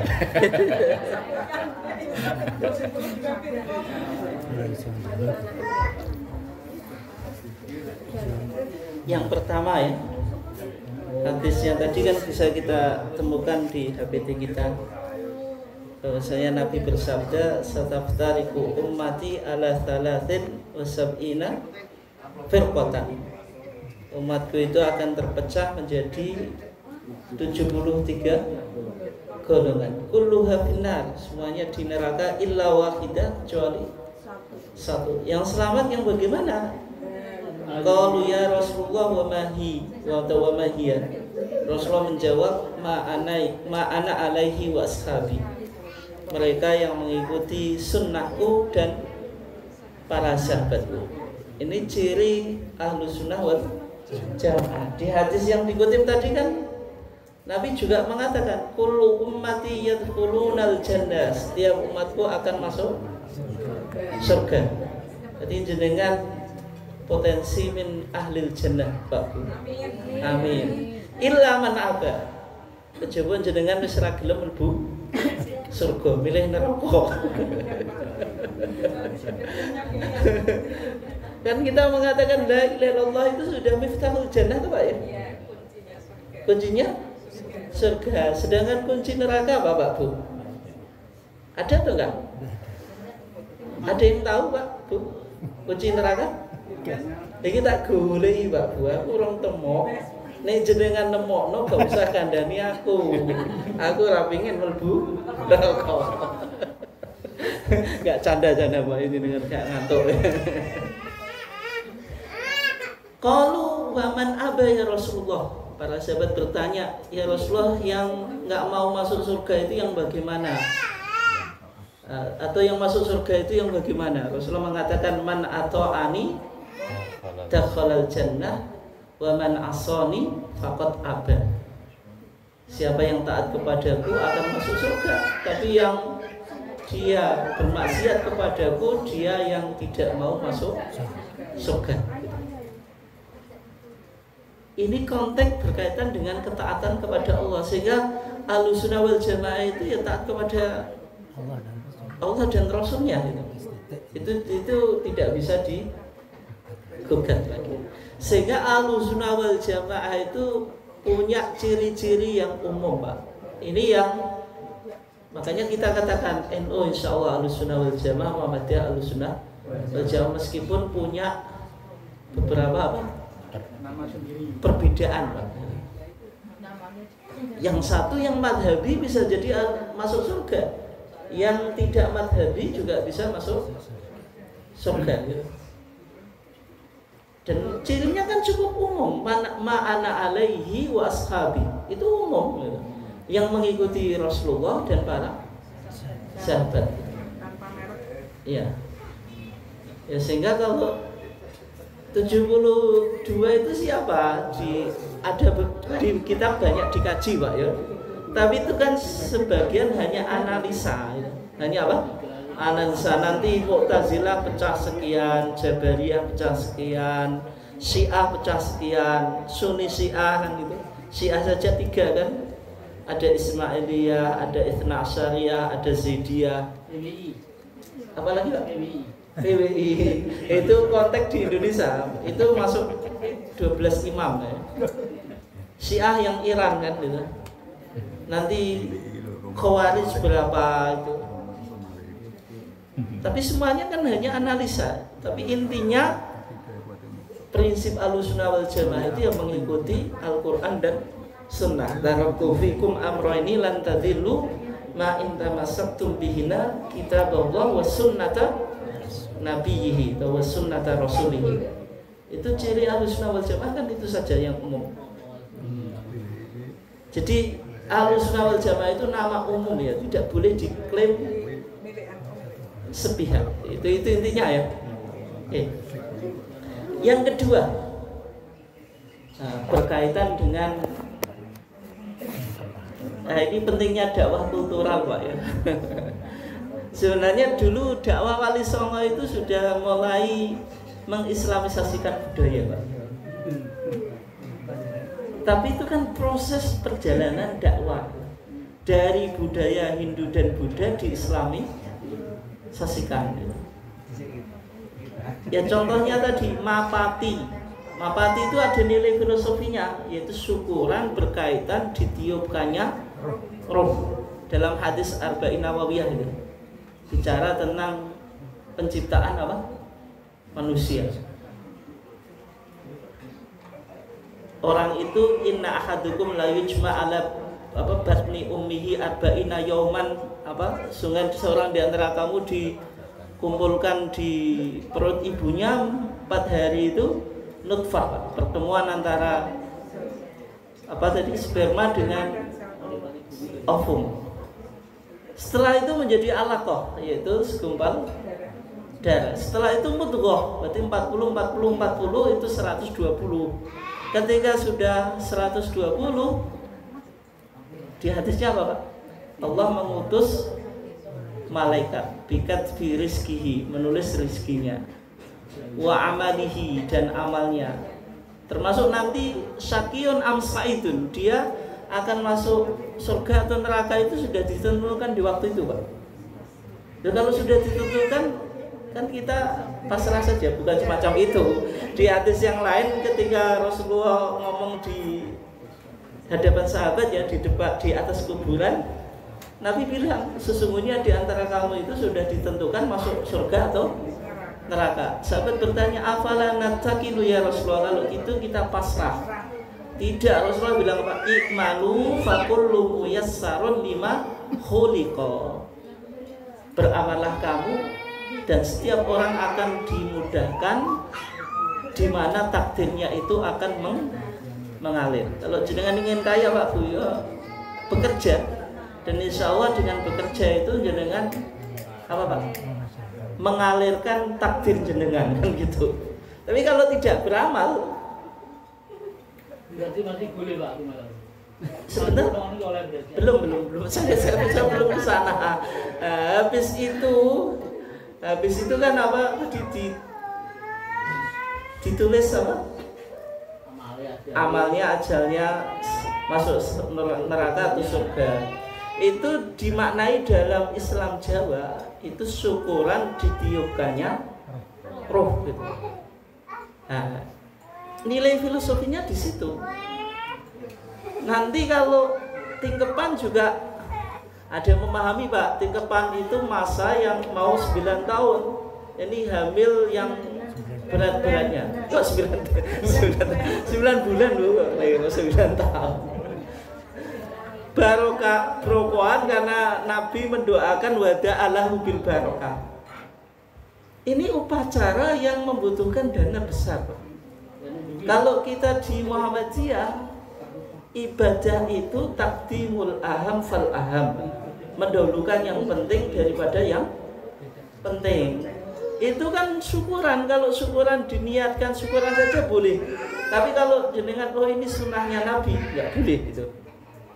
Yang kedua, ada unsur memberatkan atau tidak. Ya di masyarakat ini kan akikoh ditinggalkan, Pak. Tapi yang tidak ada dasarnya diutamakan, dibesar-besarkan. Berarti kan meninggalkan sunnah. Kok bukan wajib Pak, akikoh sunnah. Meninggalkan sunnah yang tidak sunnah malah dilakukan, apalagi seolah-olah wajib kan jadi masalah Pak. Semuanya dilakukan Pak. Ya kalau syukuran saja nggak ada niat apa-apa. Tapi biasanya kalau orang tikepan Pak Bu, niatnya apa? Memang itu adalah ibadah yang tidak dicontohkan Nabi. Nggak boleh. Itu ada ya. Jinani wong kuwi bodoh tangan ora oleh.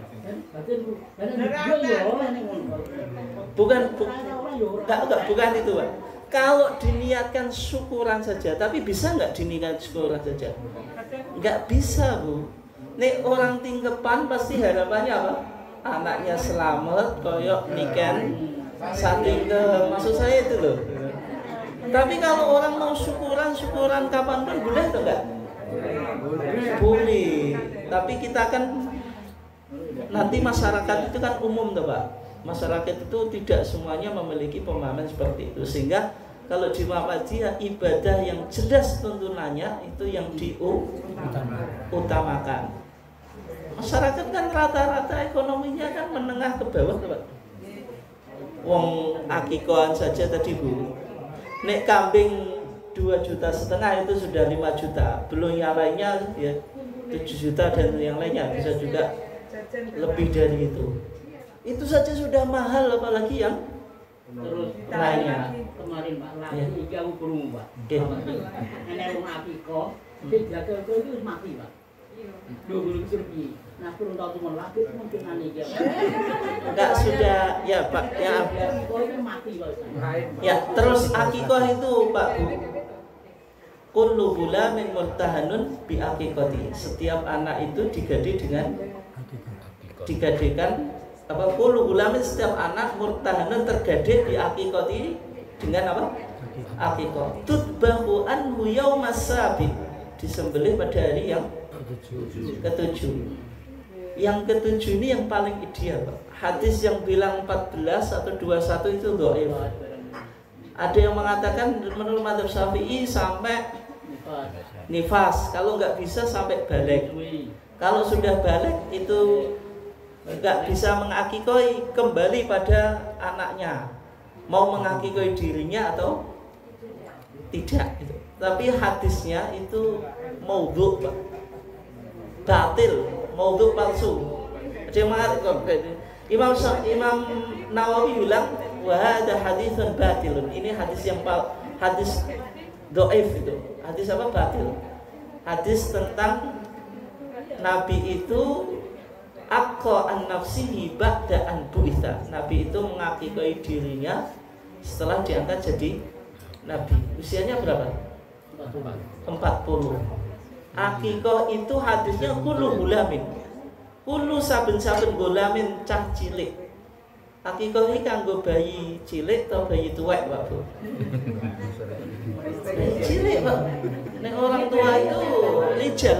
Coba bahasa Arabnya gulam apa? Untuk gulam itu kan anak kecil. Kalau yang dewasa, Pak, rajulun atau rijalun. Enggak ada bayi tuwek. Yang ada bayi cilik. Apalagi bayi sing wis tuwek terus mati, enggak ada. Tapi kalau korban boleh, Pak, korban, tapi syaratnya harus 2.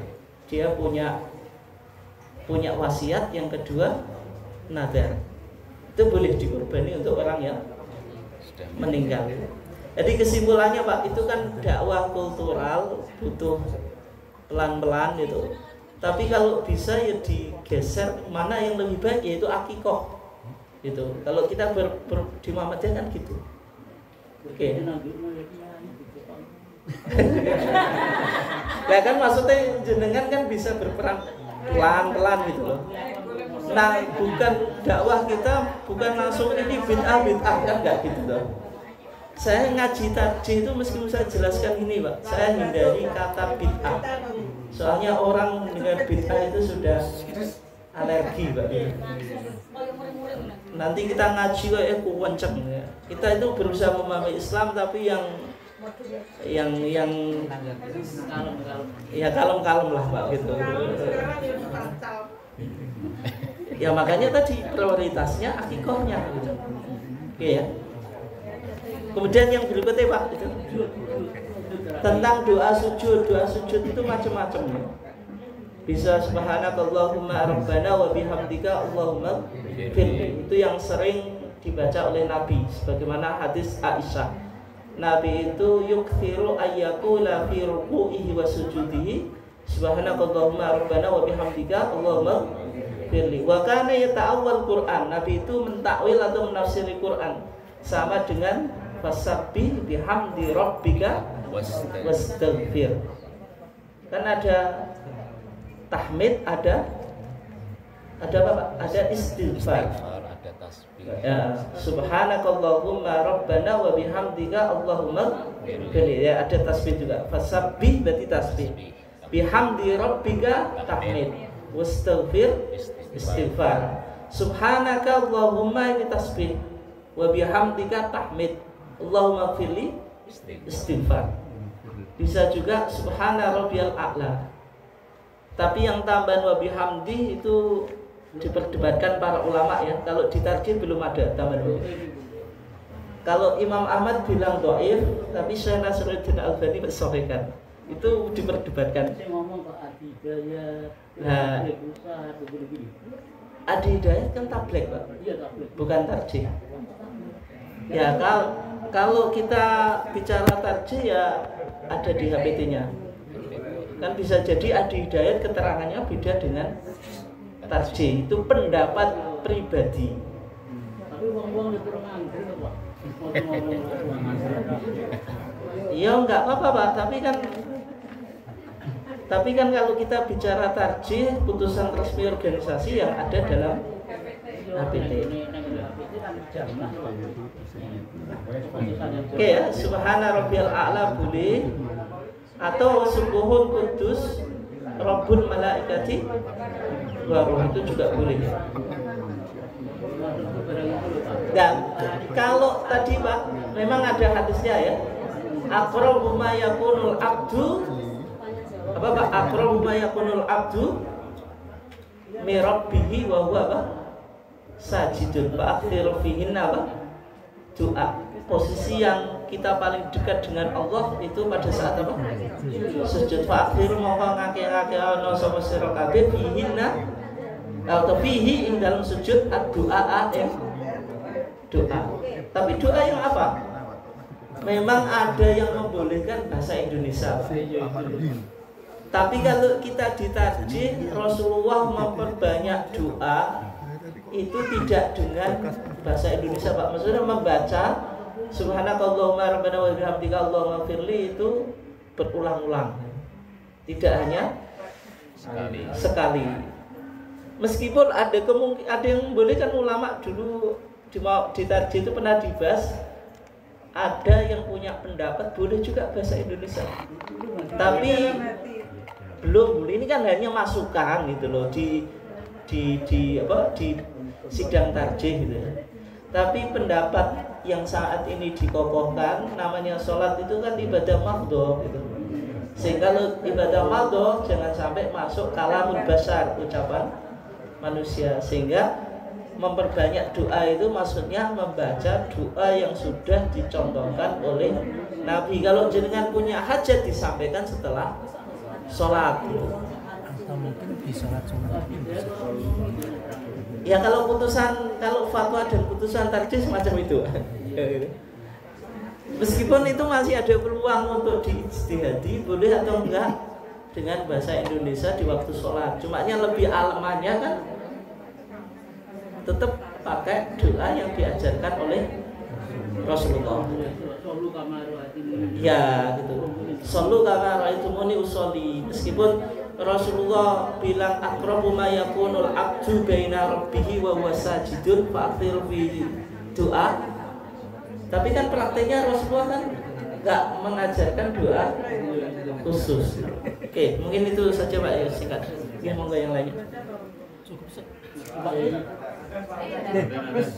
Lagi.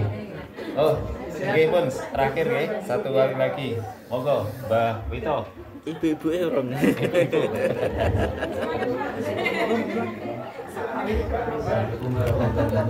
Waalaikumsalam warahmatullahi Dibatasi. Sebetulnya ada 3 masalah yang dirasakan. Pak Wit. Ya, tulis.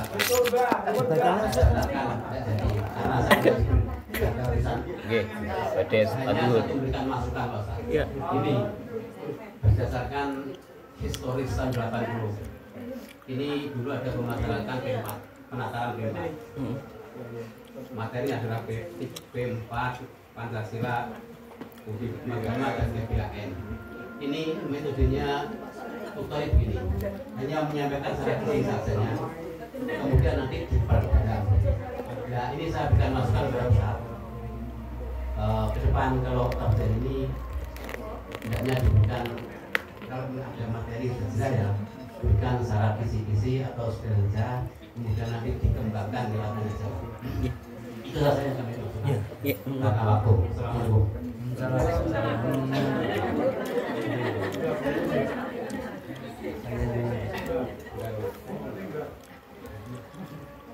Terima kasih disampaikan Bapak Ibu hadirin yang dimuliakan Allah. Demikianlah acara yang telah kita laksanakan pada pagi hari ini. Alhamdulillah berjalan dengan lancar. Dan marilah acara kita tutup dengan bacaan Alhamdulillah. Alhamdulillahirabbil alamin. Assalamualaikum warahmatullahi wabarakatuh.